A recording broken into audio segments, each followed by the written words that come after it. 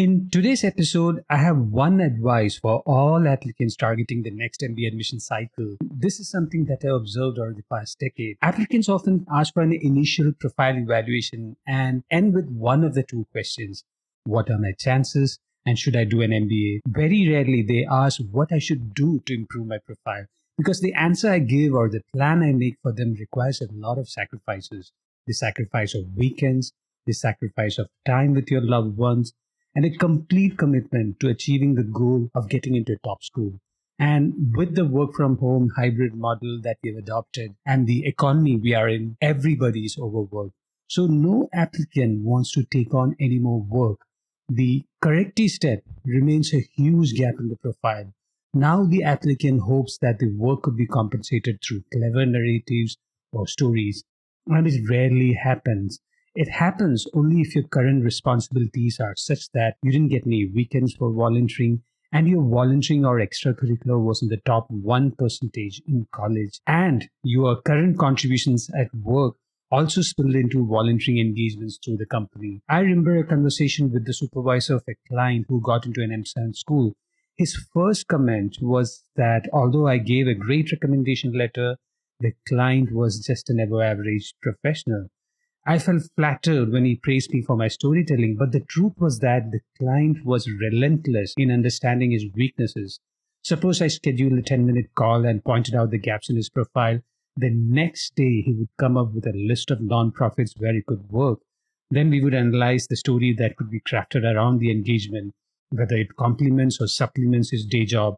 When he faced rejection in an interview that he was supposed to convert, he came to me and we analyzed all the answers. We concluded that when the interviewer provoked the client with a stressful question, he lost his cool. He noted down his weakness and requested me to deliberately ask pointed questions, and this time he managed to keep his cool. He wanted complete and honest feedback on his weaknesses. He was willing to do any corrective work to improve his profile. So when the supervisor commented that the client was an above average professional, I just wanted to share what he did to improve himself and be in a position to win. This quality will help you. 100% commitment. Another common question is how to persuade my supervisor to write a good recommendation letter. This brought back my experience working with 3 research writers at FNG Math. One person did the bare minimum, and within a short period, the person just couldn't handle the creative and productivity expectations.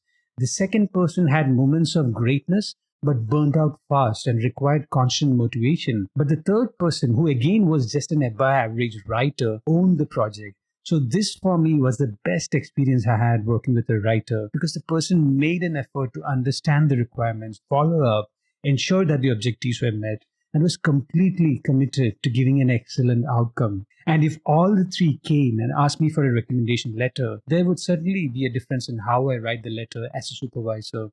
It is rare to find someone who commits 100% to the task, especially in our highly distracted world.